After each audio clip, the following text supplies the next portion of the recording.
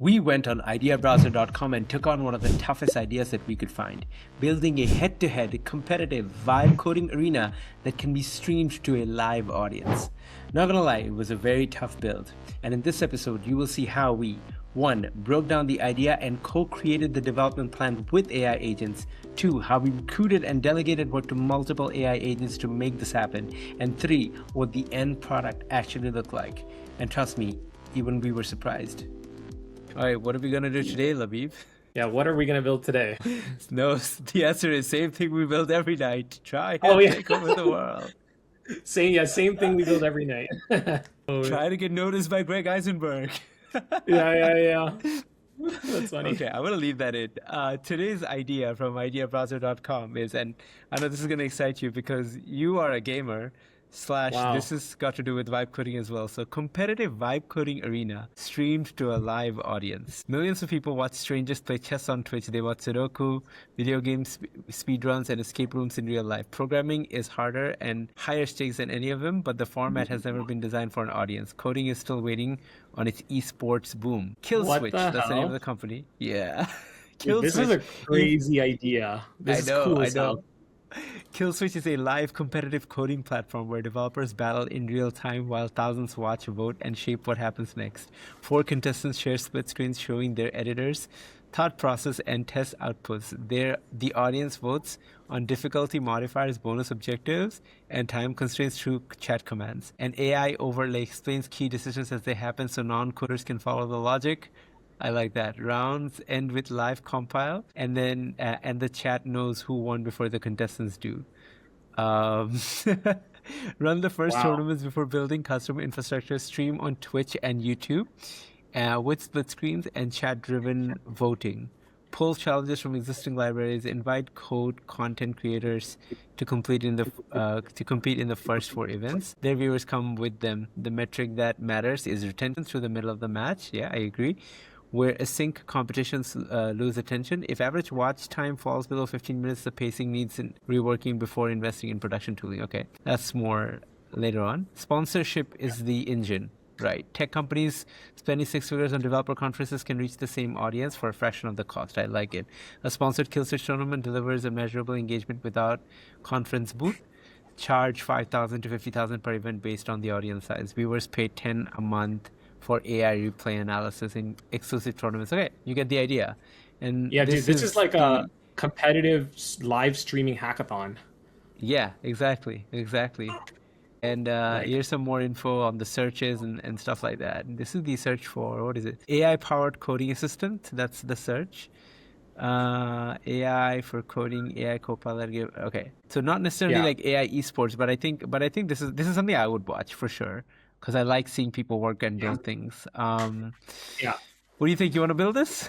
Let's build this. This is cool as hell. And honestly, I think this idea could definitely take off. Like, there's a reality in the multiverse where this is a real thing. So, Killswitch, I like it. So it's a live competitive coding platform. I'm wondering. Okay, so we're not reproducing Twitch or Kick in this moment, right? No, I think we can basically have like one of those broadcasters. Like Riverside, where we're recording this on, has a broadcast feature that can broadcast to YouTube or Twitch on like a higher plan than what we have. So I think all we need is a platform where, like, have you ever played those corporate games? I don't know. I forget.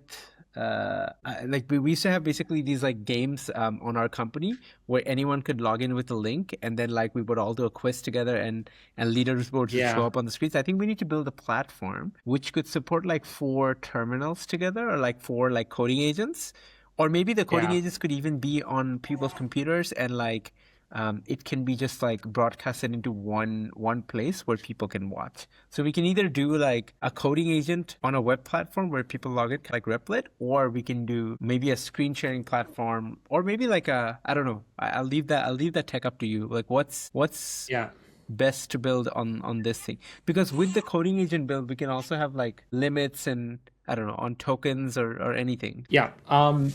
So I think Yeah, it's a beautiful idea, and I really really like this idea a lot. What I'm thinking about is, and honestly, I'd love to kind of like own this to a finish line, not just as a product that we showcase, but like something we actually like. Well, definitely open source it, but we can actually see if this would get traction from users. So like, I think we build this in a way that it actually can be reproducible and kind of get like this a market around it. Because dude, completely agree. I think people watch speedrunners, people watch competitive esports. I'm a huge esports fan for like Rocket League, League of Legends, all these different audiences, and I think having people watch in real time and kind of like compete for the app that's coming online, debate like the chat sessions, debating on the UI of what they think is really cool. And you're kind of having like an active vote going on and who's winning. And, like you have the obstacles where an engineer's stuck because it's not doing something. So they're rating things on functionality, rating things on like quality and UI experience. And like AI is moving at a really, really fast pace to kind of get that out for you. So, the initial thoughts I have around this is like, so what I'm thinking is basically we create a system where there's two parts to it. So there is a part where you're watching, because you know how you watch a competitive game or game, you might even see like a keyboard or the controller on the screen so you can see them clicking. So in our world, that's going to be them actually seeing the prompts, that people can see the prompts that they're making. So like you can kind of relate to like this professional, like, oh man, this is a crazy ass vibe coder, top of his craft. Like, let's watch the prompts that he's making and we can learn from that, right? Like the way you would learn from a competitive video gamer. I mean, I'm also thinking like we should be able to like look at the people like stressing out or like, saying things. It's kind of like, when people watch Counter-Strike, they can hear people talking on their headsets about like what they're thinking and their strategy. Like when I watch F1, it's really fun to like listen to the drivers, talk to the, talk to the teams about how they're strategizing. So like that could also be a thing where they're exactly. their webcam and their mic is always on. So they're talking to themselves, or like if they want to be really expressive, that could be part of the gimmick as well. Like for example, like IShowSpeed blew up on Twitch because he was very expressive when playing games, right? So that could be part of the act almost, like that people are watching. I think there's like two components to this, and I think we choose to own one and choose to like leverage existing solutions for the other. So the streaming, I think, broadcasting, like you said, we don't need to own that. We don't need to recreate Twitch. I think even the webcam component, we don't need to recreate. I think what the platform that we own is basically an engine where a user can be on their machine, and as they're working in this like environment, they are also like sending that same response over to this unified platform where you can actually see multiple kind of work being done at the same time from both the chat and also the UI that's being made in real time, right? Yeah. Like so the webcam and the streaming we will leave to like Twitch, but I think we create this platform where you can see me typing and chatting into the prompt, and at the same time you can see the browser result that's happening at the same time as well. So like that's Labib's competitive space, and then Sifat, when you are on the same, we're gonna tag team this because you're gonna be my competition in the demo when we go live with the demo here. Like you're going to be the other user that is competing against me, and it's going to be like a 1v1 where you see both of our chats and both of our browsers, and you could see products being kind of generated in real time. Okay. What do you think about that kind of vision? Sure. Yeah. I mean, yeah. So so are we then building a coding platform that's like, I get the whole like sharing head-to-head thing. But are we then building a coding platform, or are we just building a streaming platform that's head-to-head, like that where you can watch two screens at the same time? I think what we're building is basically like what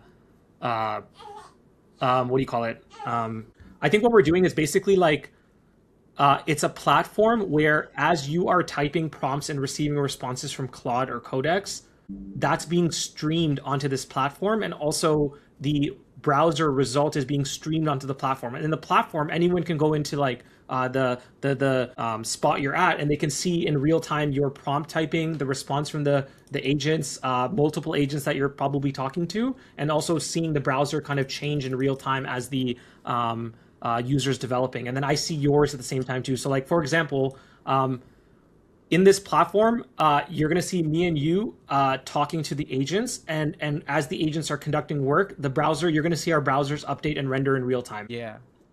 So the code that's pushed that gets deployed into a browser that everyone can view. That's the idea, right?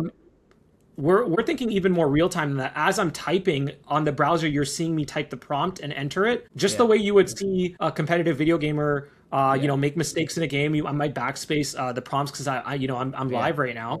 And so you're seeing me prompt and you're seeing the AI response, and then you're also seeing the browser next to it re-render based on what the AI is doing behind the scenes. And then from an infra we could for example compete on making a to-do list app, right? Yeah. But from an infra honestly, not too bad. There's components called like WebSockets. Okay, cool. I mean, not too bad. I think there's like WebSockets and connections out there that can allow the. Yeah, and this will be a cool learning experience for folks who want to see more real-time interaction. I love real-time stuff. It's so much fun. So cool. We'll call it Kill Switch. I love this concept. Let me share my screen. Let's jump in. Do you want this? Do you want this description or? Honestly, I understand what we're doing, so maybe feel free to course correct me if you notice anything. But I'm gonna just jump in. So I'm gonna create a new project called Kill Switch. And honestly, I'm leaning towards kind of one-shotting this, but let's chart this out. So I'm gonna tag the principal backend engineer, principal front engineer. I think I only need these two folks in this plan. And what I'm gonna say is like, as I watch you make this is so meta. Like I'm actually watching someone make. yeah, it's gonna be really cool. So I'd like to build an app where a web app called Kill Switch. The idea is a mimic of an esports landscape, but for developers. Two users can go in competition to build/hack an app in real time. Viewers can watch this competitive battle or competitive hackathon where we can see the user prompting an agent to build some code features for the app while also viewing the browser that the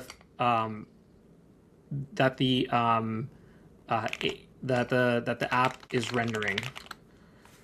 For app, also viewing the browser that the app is rendering. In other words, a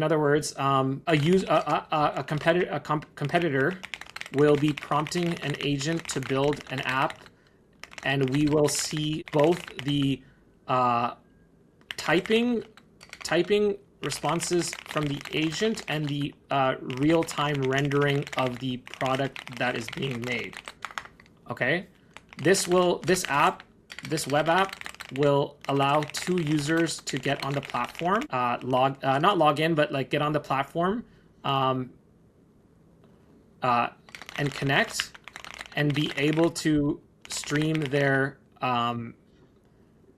prompting plus app output in real time. So let's talk about some infrastructure here. Sorry, just ignore this. Yeah, that's going to be the tricky part with this, right? Yeah. So actually, we are by the way, just a quick interjection. The description from Idea Browser actually said like four players go head to head. Do you think we could like 4 players? Okay. Yep. That's a up to 4 users. So I'm gonna up to 4 users to go to the platform and connect and be able to stream their prompting app output in real time. Okay, perfect. So we are going to have users be able to. So typically, I would probably make this like a local app that someone can kind of log into that can kind of like take control of their system. But there's going to be some limit. Like for the sake of this hour, we're not going to be able to get an entire local app running. So we're going to focus more on like a web-based solution. We're going to have users be able to connect to the web app, and we will leverage WebSockets to stream data in real time. Okay. So this data will include them prompting the agent along with sharing the browser that renders the product. Fixed constraints. Users will there will be a base prompt that will tell the agents that the browser needs to be on a local host with port 3000, and backend will be on another port. So this can constrain the browser view. This can constrain the browser view and ensure that what we're showing on the app is pulling from the right source locally. Okay, so we're kind of constraining our data that we're going to feed to the web app, so there's no uncertainty around how we're going to show the stream.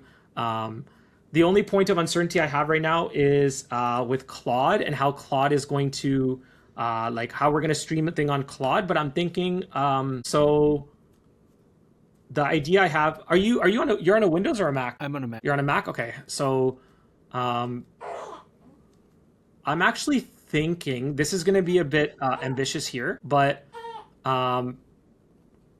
I'm wondering if we should leverage the studio for the hackathon, or we kind of build something that's like just native to Claude Code. But let's. Yeah, it could be similar to the studio where it's using the Claude credits that the contestants already have, unless we get sponsored by Claude, where they're giving us a bunch of free AI credits, compute credits, which we're then giving to the participants. Yeah. And you know what? I'll post this to the engineers so they can maybe add some input. One point of uncertainty I have is where the connection between prompting and response from a Claude agent. We'll start with Claude for now. We can maybe integrate Codex later.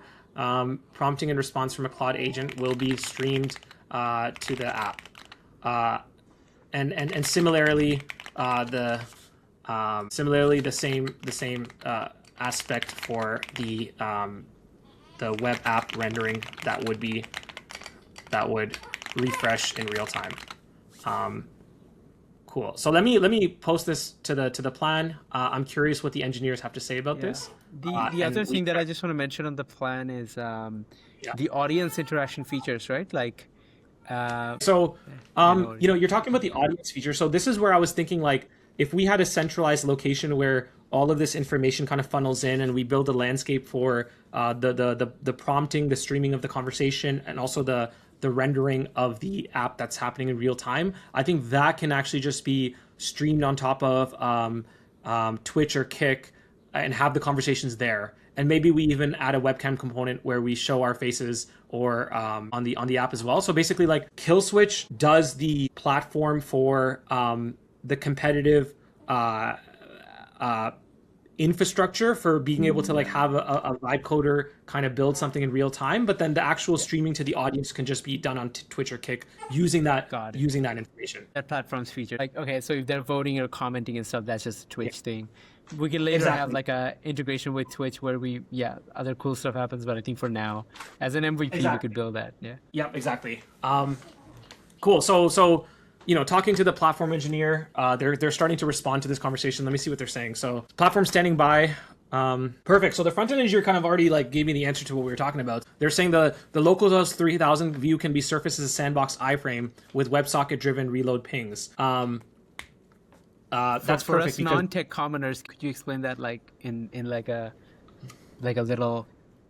Yeah, so basically, an iframe will basically take like a section of the browser and be able to like kind of share that to the actual web app. So it's going to basically send think of it as like a screen share almost. A screen share, but with like a periodic updates being sent over to the browser. So it might not be. They're talking about reload pings, so. It might not be like real time where but it might be like a 5-second delay that's fine. To like kind of show you the next thing, which I think is totally fine, right? Yeah. And then so the principal is drafting the plan. There's like the prompt response and the live render, and those are like the core architecture calls, which is perfect. And I think we got something going. And then so I want to think ahead. I want to think ahead here. Basically, I want to think about deployment so me and you can connect to it, and basically we stream our own, we share our own code and output from the browser. So there's the platform engineer here. So I'm going to tag the platform engineer. Make a concurrent plan. So I'm going to ask them to make 2 plans here where we can deploy the solution that will be built out from the first plan. Give me 1 sec.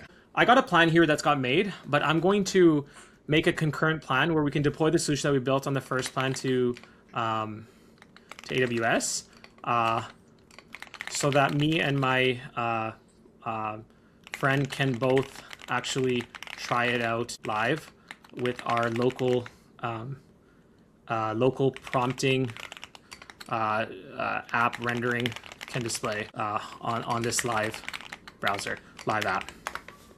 So I'm gonna make 2 plans here. I'm gonna get the platform engineer to do some platform work while I get the front end back end to kind of draft this a plan. So let's kind of review the plan. Up to 4 competitors per match. Build a web app head to head while an AI agent executes their prompts. Viewers watch a live multi-plane broadcast. Each competitor prompts inputs. The agent stream responses, and the live rendered app the agent is building, pulled from the competitor's local host. Perfect.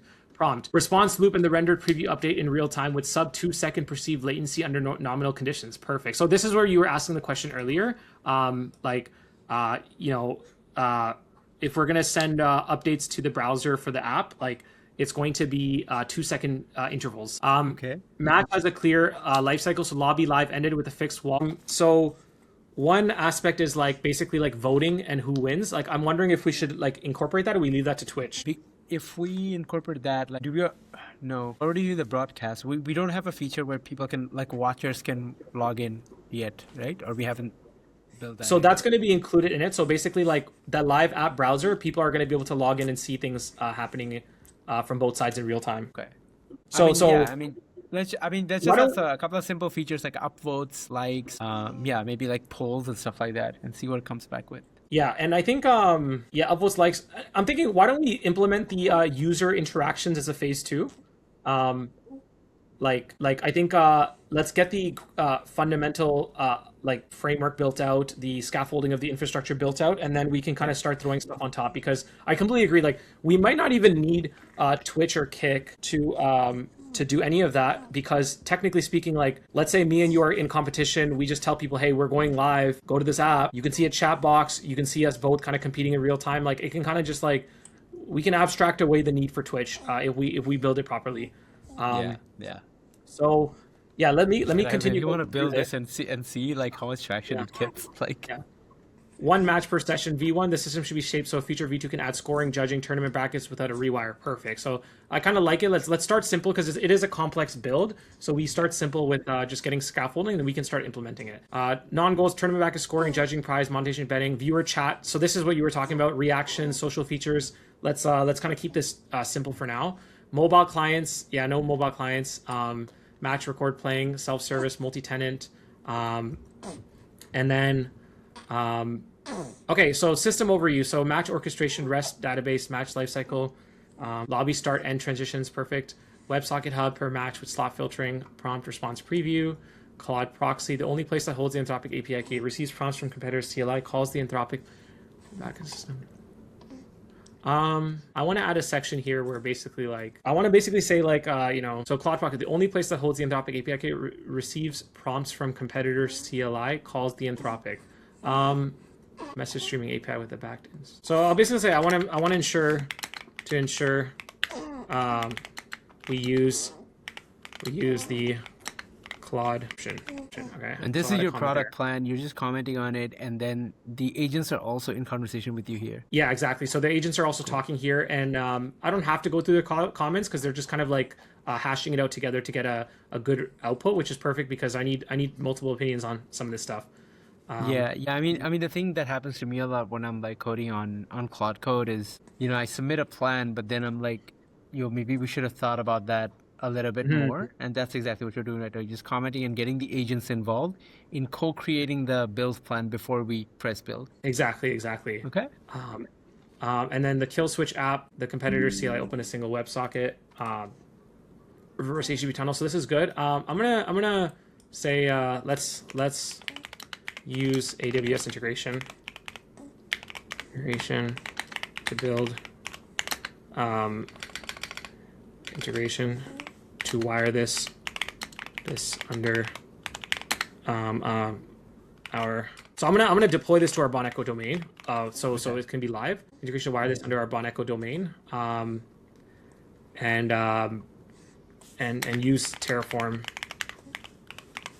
to provision the resources. Okay. So and this works because your Agent Studio is already connected to our GitHub and like our AWS account, so like it can just exactly. And I think I'm on the Windows version, so I'm gonna have to double check if it does have access to AWS and stuff. But if it doesn't, I can provide it. Okay. Use Terraform to provision the resources. It's able to wire this into our Bon Echo domain. Use Terraform to provision the resources. So like yeah. I'm gonna add a comment. I'm gonna quickly just see if I have my AWS integration here.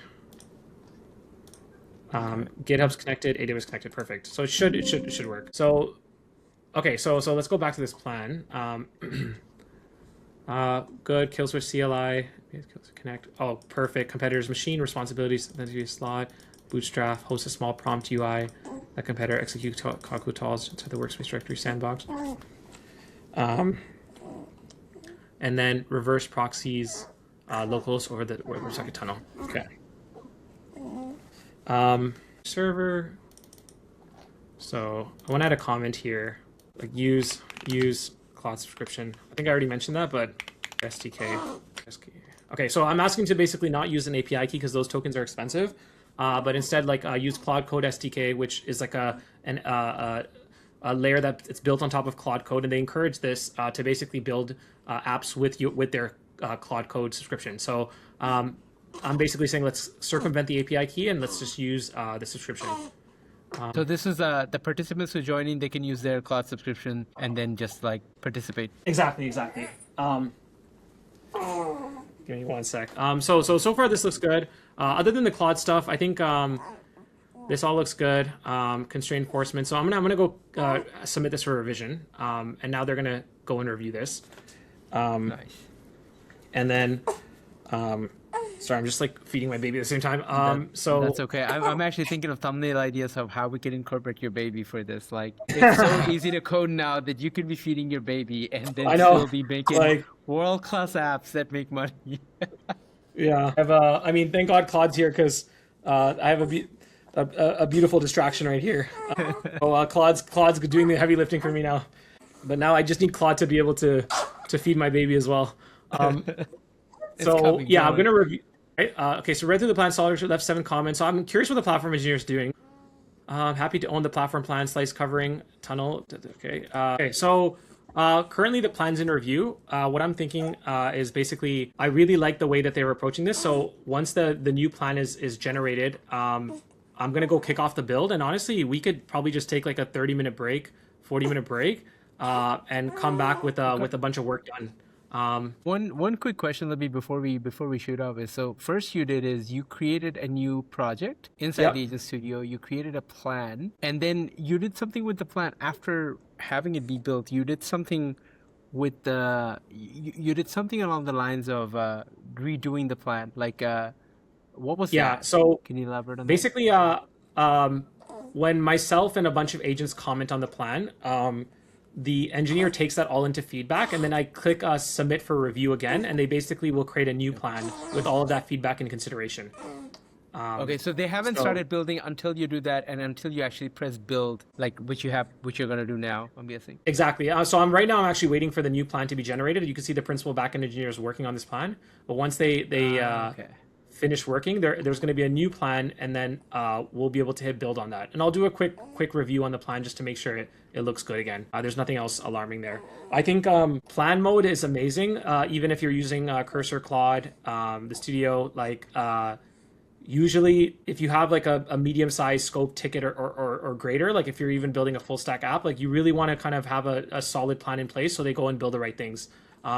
if you're trying to get a feature development with just one agent without plan mode, like there's going to be a lot of uncertainty because these models are undeterministic. So you're going to see a lot of uncertainty in the expected output. So the plan mode kind of gives you a little bit more guardrails for the agent to work in, and it gives you really good context too. Okay, makes sense. So we do we break for now, or let's wait till the plan is complete, and then I'll hit the build button, and then we can take a break. And I'll even let the agents know, hey, I'm gone for 30 minutes. Don't expect me to be here. If you're asking a question, just keep pushing forward, and we'll leave questions till the end. Okay. So I'll let's see how far this engineer's at. Yes, engineer's still going. It's a pretty detailed plan that they're walking. Guys, so let's get back to it.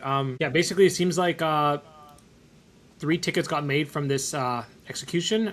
2 of them are done. You can see like kind of what they did. The QA was live too. Front-end engineer done. I'm curious what they build here. For sure. And like we're gonna get them to deploy it to AWS as well. So yeah. So they made a repo called Kill Switch. So it seems like they have kind of this code done here. Over 2.5 thousand lines of code. All right, cool. So the front end and back end are both merged here. Now I'm just waiting for the platform to do their job. Yeah, I think so basically what I'm doing right now is I'm creating an NPM package that users who are going to be in the competition can install and run on their side. And so, yeah, so we could have done it a few ways. Like one was to like make a local app, but an easier way is to actually just have a package and run it so that it can like interface with your Claude code and your browser and stuff. I need something live that's going to then like not just run on my local. So this is definitely a lot harder than what we were doing yesterday. So that's why we're having a lot of hurdles in the deployment, because it's like trying to connect to like Terraform and AWS resources and connect publishing onto our AWS. So usually this is a bit of a longer process, and I'm kind of just powering through with these agents to kind of get it up. So it's like a good and a bad thing. It's a good thing because we're able to move so quick in a production ready system, but it's a bad thing because like there are a lot of intermediate steps that you kind of have to do to like get it into production. But it's nothing that the CTO can't walk you through. Like the CTO has been like, you know, this is what you got to do, you know, do these things on it. So basically just following their steps to do that. So exactly, yeah. And if someone's like a software developer, it's super, super quick. But if someone's like a vibe coder, then they're going to have to be a little bit patient with the number of steps that they'll have to do, but it'll be a good learning experience because like they'll understand the kind of workings of getting a app running. 100. And it's a really fun challenge for the studio to kind of do this because for the studio to build an app that multiple users can log in and see, and then also have competitors kind of log in and share their screen, their stream of what they're doing is definitely a very big project. Like, and the moment we're using like sockets and WebSockets, like that's when you know like it's getting pretty complex, as opposed to just like an API back end and front end. The problem is like, let's say you want real-time information between 2 clients, right? Like think about video gaming. Like if you're doing a video game, you can't keep hitting the backend every time and being like, hey, give me a response, and the backend kind of gives it. Like you're having like real-time shooter games who are getting responses in real time.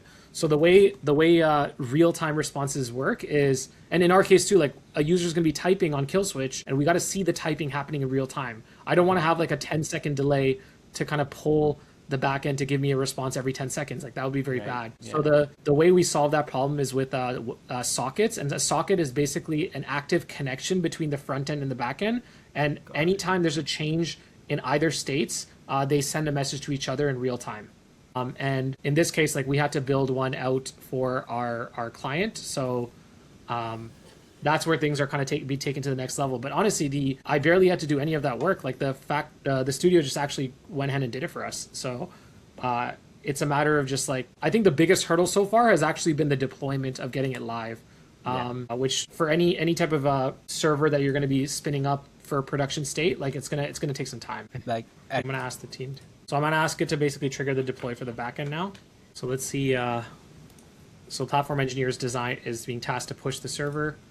We can see all these greens, you know, it started red. This is the common experience for when you're first starting an app into production. Like you're going to see a lot of different errors kind of coming about because like it's not configured properly. But then the beautiful part is you start seeing some greens because it means that like you're fixing those errors and it's actually being deployed. So this is a great sign. that we're kind of on the right track here. And even for like a vibe coder, like they can just copy paste the error or ask the agent to go and just investigate the problem, and they'll unblock it. Which this is proving to be more longer than we thought. Let me see where this deploy is. I say why don't we pause here? You get some sleep, and then in the more like at the 90% mark, and it's just having deploy issue. Yeah, so let's resume tomorrow, and then we'll. We're back in the next day. We had to go off, obviously, because it was taking too long, but we're back, and the thing is finally deploying. What we did have to do is on a different laptop, which had all the AWS setup from Labib's Mac. Now we're hopefully going to get a successful deployment and be able to finally test out the product. Yep, that's exactly it. What happened was, one, we kind of had to interject. It was getting late, so we had to leave. But also the app on my Windows was a new app. I haven't actually used it on the Windows yet, so it had no connection. Like it barely had connection to my GitHub. It didn't have a connection to my AWS environment, my Vercel or Supabase. My laptop has all of that, so why not just move over to my laptop? And now we're here. We're on the laptop, and just to do a quick recap of where we're at. So front end and back end are deployed. Platform also deployed all of the CI/CD Terraform code that basically is spinning up our server on the AWS environment. So if I go to AWS EC2, I don't see the server up here, but I'm going to take a look at the code base. So if I go to our Boneco repo, and I go to kill switch, we're back here. We can see the front ends here.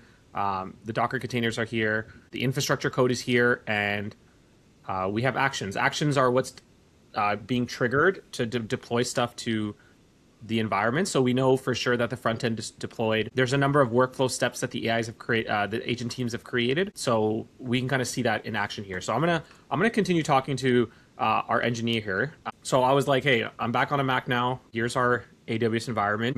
Can you deploy this? So the platform person is saying the repo already has some undefined Terraform CI stuff. So they're asking me some questions. So I'm gonna say, okay. USC Swan, Elastic, NGX, Certbot, blah, blah, blah. DNS is this. Authorization zone. Okay. Let's do option A. What are we selecting this option for? Yeah, so basically, the other engineer basically recommended a type of configuration, which was like a larger instance. It didn't know the region it wanted to deploy it in. It was like US West, US East. Okay, God, yeah.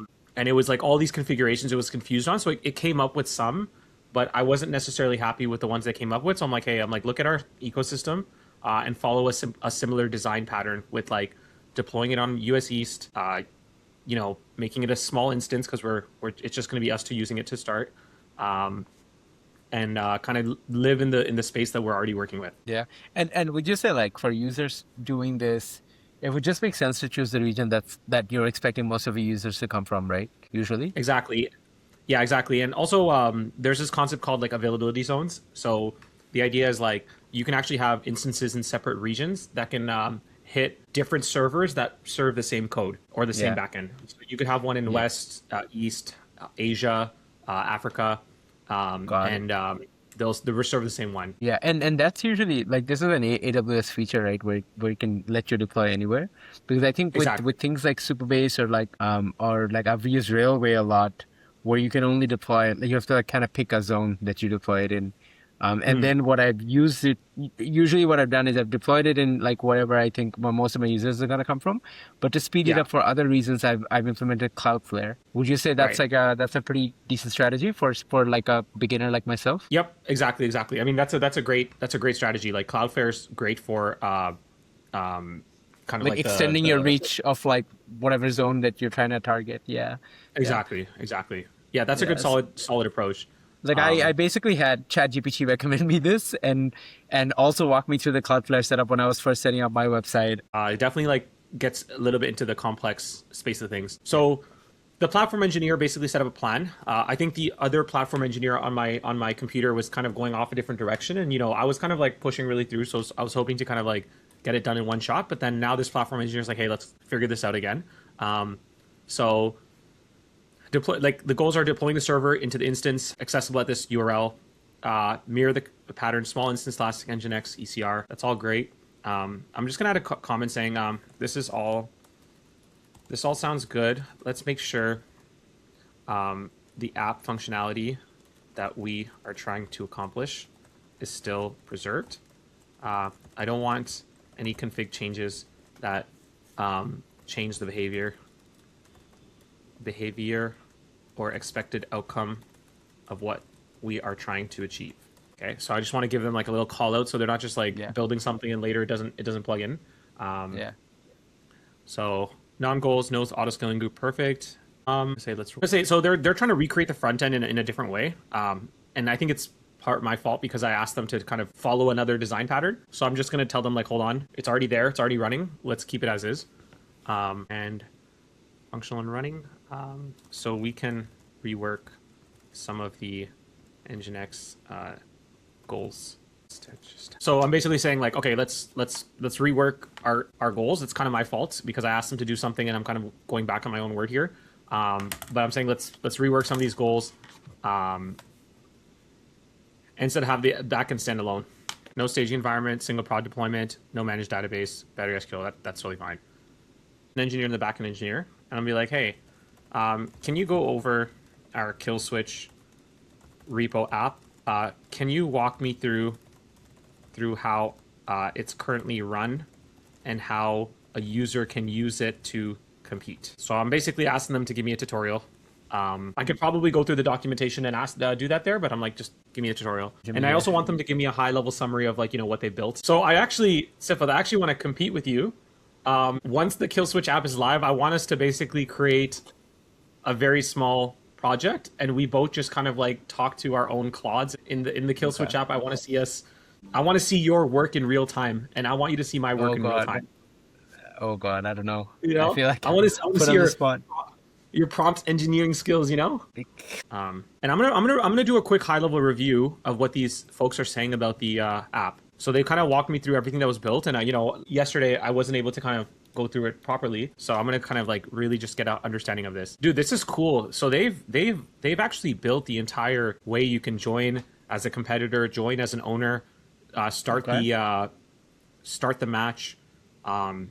And how information is being streamed to the server as well. So and all this stuff they're talking about is like very production ready code. See what I believe, I'll believe it when I see it. Okay, so I'm getting the platform engineer to basically just deploy our change. And this is gonna basically deploy the code. And honestly, I think once this is done, I think we're live, or at least testing a first iteration of this. One can hope. Dude, it's doing some really production level stuff. So like, how you're talking about like Cloudflare, like it's getting the Cloudflare integration, EC2, ALB as well. So I'm realizing why this was so hard yesterday. Like this is building it for like thousands of users to watch. Yeah. So it needs to have very robust architecture to support that. This kind of thing can easily take a month, even with AI-assisted coding, right? Like 100%. The level of complexity. So now it's just, I have my fingers crossed to see like if it actually works at pretty high level, like a usable level at least. Obviously, I think there's always going to be room for improvement or like some bugs here and there, but I'm just curious to see like what it spits out. They're currently deploying right now, which is very, very interesting. One thing really cool is like, Siva, check this out. So like, as I instructed it to deploy, it noticed something that was wrong in the code and it gave me a heads up and it said that it's not actually going to work if we just deploy. So it basically proposed a fix and also it updated its to-do list to do the fix first. So like it course corrected on its own. Yeah. Imagine we had that agent just deploy it and we're logging in and we're like, hey, it's not working. And then now it's like having to discover the issue, fix it, and deploy it again. That's cool. So very, very pleasantly surprised with it catching the my Windows agent mistake, And would you say that this is heavily enabled by the fact that there are multiple agents working on the problem rather than like one trying to figure everything out? 1,000,000%, yeah. Fresh context, adversaries to each other. They're kind of like in debates. Beautiful. So the website got created. Now it's spinning up all the instances and the resources. So let me show you one thing cool here. It's not the most easiest to see. So Terraform is a language that basically allows you to control resources on AWS. Okay. And they call it like infrastructure as code, IAC. And what it basically does is like, it's like a blueprint. So you basically specify, hey, like this is my EC2 container. This is the size of it. This is where it's going to live.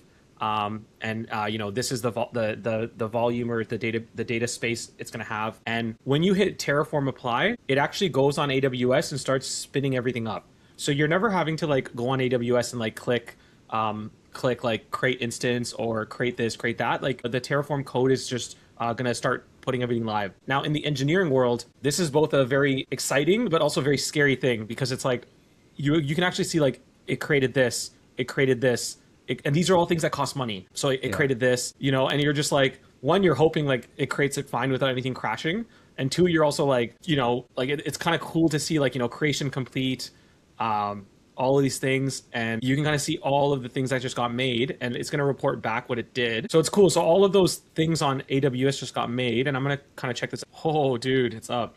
Okay, 7 remaining things to add. It created 33 resources on AWS. Okay. That sounds like a lot.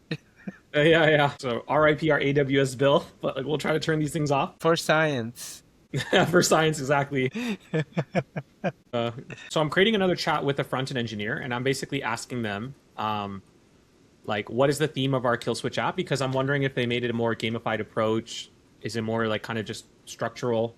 So I'm curious to see like, how they kind of designed it. Dude, they really gamified it, the theme. And I'll believe it when I see it. I know, right? Trust me, I feel you. I'm at the edge of my seat, man. I'm at the edge of my seat. I'm like, fingers crossed it works, and fingers crossed it looks cool, And now it's like just watching them do it for me is like saves me a bunch of headache. Sick. We're so close. All right, fingers crossed these ones work. Okay. All right, the S3 build to CloudFront did work. Nice. Let's go. Now one failed, so I think we're getting really, really close. Waiting. My body's ready. I know, dude. I'm at the edge of my seat, man. Like, I cannot wait for this to come up. And the front end promised me a really nice aesthetic view of the competition space, so I can't wait to see what it looks like. Dude, check this out. Try to refresh the app. Right. Here's a little teaser of where we're at. The front end is low-key ready. The back end's still airing out, so we're almost there with the back end. But this is a little teaser here. And this is the audience side view, or? Yes, audience side view, yeah. And they're asking you to basically go to a matched link where the competitor is going to start the match. And then we could have a shareable link from the competitor side. So I'll create a match once the backend is up. I'll invite you to the match. And then we'll have a URL we can share to the audience. All right, we are back. Definitely a more complex build for sure. One kind of thing we learned is like getting something that's like close to like a competitive game where 2 users on it is definitely a more complex build than kind of like a simple app where it's like on a website. So let's dive right in. So we did a bunch of builds where the agents kind of went off and did a bunch of things. So I want to kind of get caught up on where we're at. So I'm gonna tag the backend engineer and be like, hey, the Kill Switch repo is up, the backend is up, front end is up. Can you let me know where we are at? And I'm gonna put it on max so we get the highest intelligence here.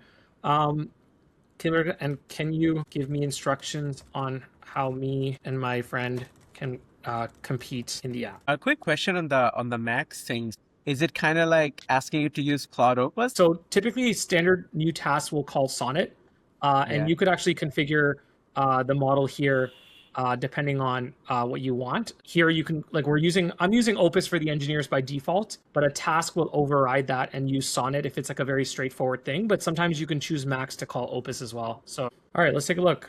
Prod is green. This is the site. PI is this. PLI is this. This person's spun up a 30-minute match for me. Okay. So there's a viewer mode and then you and my friend. Okay, so it's waiting for competitors. So we're like in a match. We're in a match, but I don't know how to compete with you right now. I'm going to ask the backend to kind of guide us on step-by-step. They built the entire thing. Yeah, so this is cool, right? Like they built something and now we can just kind of screenshot it and put it in here and ask it for instructions. This is kind of cool. So I think this is the interface where we build the front-end, backend, and it gets streamed to that website. So I think it just needs to fix some of these little components, and then I think we're actually running. Okay, we're getting close. So slot 0 is here. Okay, I'm gonna basically get it to fix the website so we can start prompting individually. This is cool because basically like this is like your chat interface, and then like the agent should respond here, and then it'll make that app on that port, and then it'll stream the results here live. Okay, one additional thing I'm gonna do. I'm gonna get in a chat with the designer. Okay. And I'm going to basically say, I have this Kill Switch app. Explore a few designs for the app. Can you create those designs? All right. So I'll have a designer kind of just show me off some designs I can kind of overlay into the app. And in the meantime, I'm going to merge this change that they made here. I'll let the backend. So the backend's still making one more fix. Check out my screen. Okay. I think the designs are here. Check this out. Oh, wow. I like the one on the right, actually. But I think maybe 4 coders, 25 minutes. Let's go with the Matrix C1. I like that one. This one? Oh, sorry, hold on. You like this one? I mean, this is pretty dope. And these designs are interactive. Like you can actually full screen this and take a look. I really like the second one. So here's what I'm gonna do. I'm gonna bring the front-end engineer in the chat. I really like the design. All right, so I'm gonna basically get the front-end engineer to go and implement this. Connecting slot 1. Kill switch ready. Match. I'm on slot 1. For my type of prompt to get started, we are live. Oh, there's only like 2 minutes left. What do we do? We start building? Just let's do a demo where you just write a prompt. I want to see the to-do list app with Hello Kitty. So red. Okay, I just sent a prompt in. Is it responding? No. Yeah, it's responding. It is starting to code. I'll create a. Yeah, want me to share my screen? I can show you what I'm seeing. Yeah, show me your screen. Let me see this. You see this? Okay, boom. Nice. Yeah, timer in the theme of Hello Kitty. Nice. Theme to do. This is writing. Can you check on the audience screen whether that thing is working? I'll stop sharing. Yeah, I'm looking at the audience view. Am I not sharing my stream here? Okay. Well, what's happening here is pretty remarkable. I mean, I don't know where it's getting its tokens from, but I am basically prompting on this thing, which is connected to this other thing, and it's actually creating software and it's compiling things, and so are you. For this to work, we just have to be able to see the thing happen from like a third person's view, which this should be it, right? Yeah. We'll create a new match in a second. I'm just doing some final checks with this. All right, new match is up. I'm gonna run this. I'm gonna go to that prompt URL. Okay, I'm back on, connected, slot 2, waiting for match to start. Okay, perfect. Start the match. Nice. Okay, we're in. Let's start very simple so we can just see if the UI works. I'll be like, create a super simple to-do list app, no complexity, and have it run locally. Should I just type the same thing? Yeah. As fast as you can. Okay, so on slot 0, you can see doing it. So I just typed in a similar prompt as well. Nice. Yeah. Do you see it on your side, slot 1 connected? It says slot 2 actually. I'm on slot 2. So on your site, you can see slot 2 coding? Yeah. I don't see your stuff happening. Oh, I think it's like a view. I actually do see your slot 1. Oh, dude, this is sick. I can see yours. Oh, yeah. Okay, this is mine. Okay.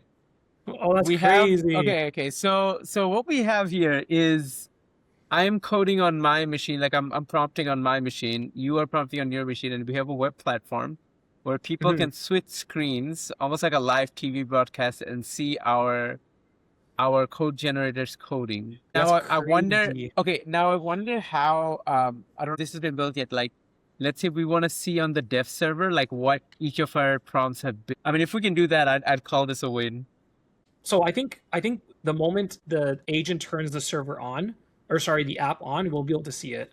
Okay. Let's wait for that then. We're so close. So we have, from an idea, we now have actually a working software where, and where are these tokens coming from? Are these from your Claude machine? It's our local Claude code. Oh, like my local one on my instance? Okay. Your instance.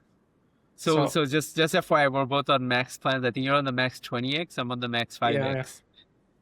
Cool, dude. I see your side by side. Look at the page. So the view thing is working. Now it's just a build thing that we need to figure out.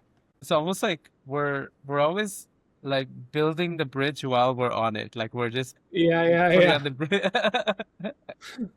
So I'm getting the backend to investigate why these agents are just not actually writing anything.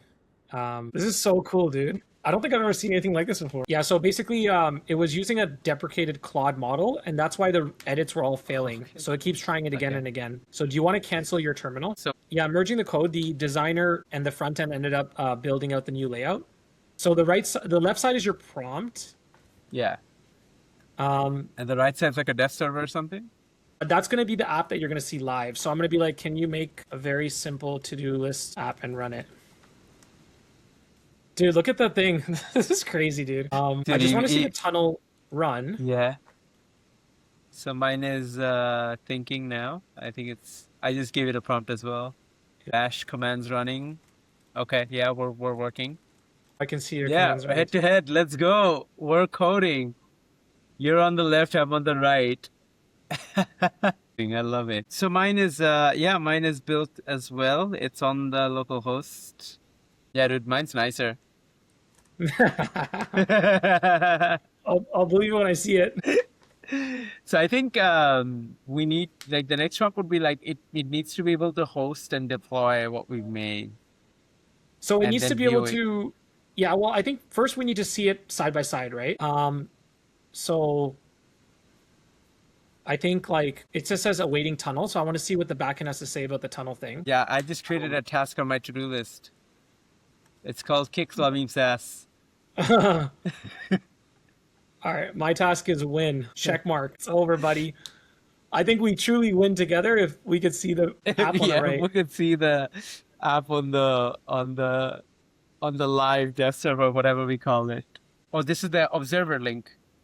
This is the viewer link, yeah. Okay, yeah. Dude, this is sick. It says one player remaining. Yeah. Following slot 1, following slot 2.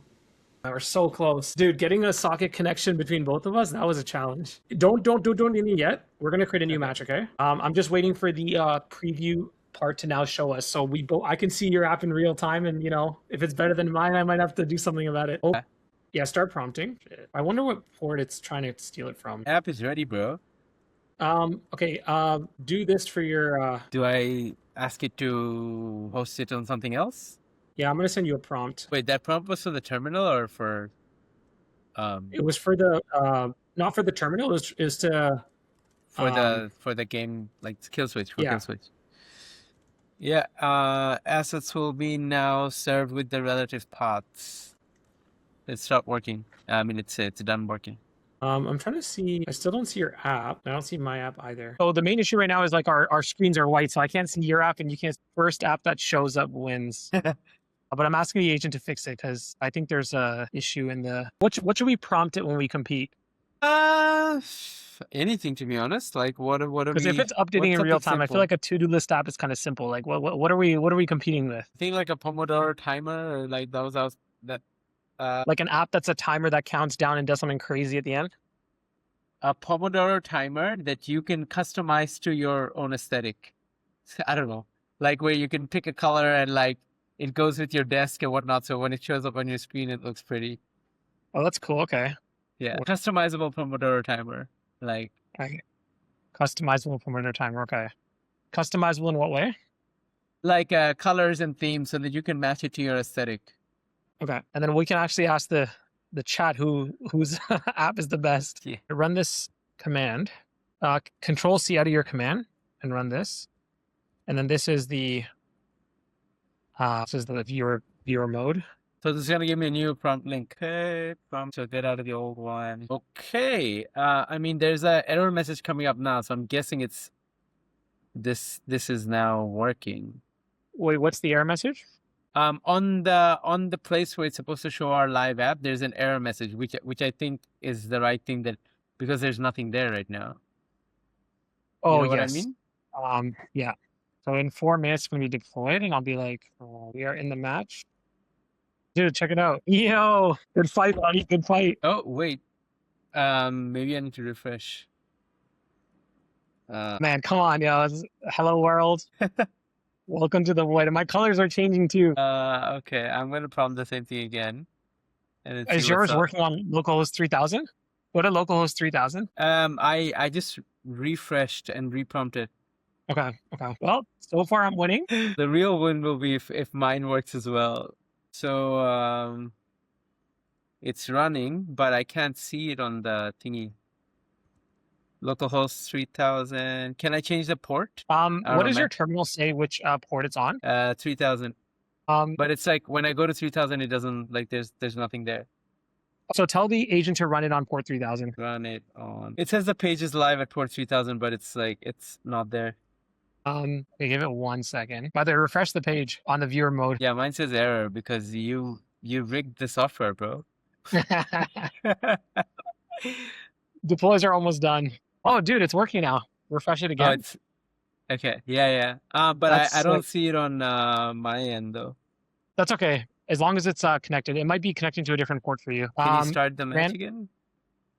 here, let me create a new match. Does it Waiting say for kill match to switch start. workplace ready? Yeah, Terminal? it says skill switch workplace ready now. I think we're Okay, just perfect. loading. Okay. Okay, sweet. Okay. So I'm gonna ask them But to I start can't the match. prompt it. Okay, yeah, start the match. Yeah. Okay, what are we doing? Huh? Let's do the Pomodoro thing, the customizable Pomodoro app. Yeah, okay. Okay. We are live, buddy. Okay, we are live. So this is okay, let's preface this.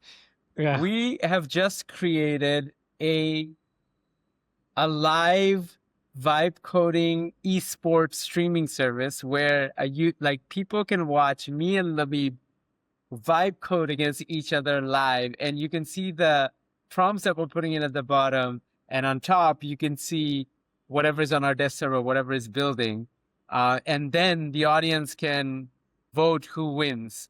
So we built it, Labib. It took us like 5 hours of dev time, but we built it. I know. This is crazy. Okay, Let's dude, see. Yeah. Honestly, like 5 hours of dev time, but like this would have taken like 6 months of dev work. Like if we didn't have the studio here. Create a minimal yet classy Pomodoro customizable colors and themes that users can match with their desk aesthetics. Keep it simple. That's my prompt. Let's see. Don't be looking at my prompt, buddy. That's all right. But it's cool. I can see like, yeah, so the thing works, right? Like it's coding side by side. And man, I'm gonna be so happy when something shows up on the screen. Dude, our agents are writing, buddy. It's getting intense. What's going on? Yeah, it's we're deep in coding mode. We clean up a small issue. The mode label isn't updated on every vendor. Your agent is going hard. Agent is just like me. It wants to win. Yeah, I think I'm there. Persistent local storage to remember. So it's built. How do I now get it to view? Go to your localhost 3000. It doesn't build, man. Wow, yours is already on. Mine is, maybe it's building. Dude, mine's interactive, buddy. Look at this. Mine is because you rigged the software, bro. You built it. Yeah, I can see your thing now. Mine is just not coming up yet. Ask your agent to put it on port 3000. It on port 3000. Yeah, I'm on, but it's not coming up on the. Still says kill space. Mine is classy, dude. Yours is just like boyish. Mine is what a man would use. It's elegant. That's what I went for. Did it put it on port 3000? Yeah, it's running on port 3000 on my local host, but I haven't it's not coming up on the. What does your terminal output say? Do you want to share your screen? Let's take a look at it. Okay. Can you see this? Yeah. Oh, nice. Yeah, dude. Look, I have like linen, mocha, rosé, midnight, carbon. Oh, that's good. That's nice. Yeah. All right. I'll give you this one. Bless you. I'll give you this one. Sipud, you won this one. Okay, yeah, but like, when are we gonna win this? Show me your terminal output. Connection refused. Can you rerun this? So run the old command from Slack, or just Control C and then run that. Then that's gonna give me a new link and everything. No, it'll rerun everything again, and then refresh the competitor. This. Yeah. This or this as well. Yeah, this as well. Go to your localhost 3000. Refresh. And go back to the terminal. Open up the terminal. Ask in the chat what workspace port are you on. Right. Refresh the page. This one. Viewer, yeah. The viewer. The viewer. Yeah, there we go. We have a working solution. Hallelujah! My God, I can't believe this. Just one bug I'll highlight is it's not refreshing. It's. I mean, I think I can take the L for that. We'll figure it out. So you know what's cool? I can actually click into your app and you can click into mine. Click oh yeah, it is. Yeah. What? Click the second button there next to focus. Yeah. Oh, what? But the timer is not moving though. Like, look, I've got. Refresh this is it not again. Updating here though. Refresh the page. There we go. Now that I started it here, Okay, so this is what's happening, dude. This app is running on my local, but then it's also running on this like other server, and it's running separately. It's not the live thing that's running on my, but which is good, I think. Like if you think about it from a conceptual perspective, the viewer should be able to play with the app and then determine whether it's good or not. And so each viewer will be able to play with it separately.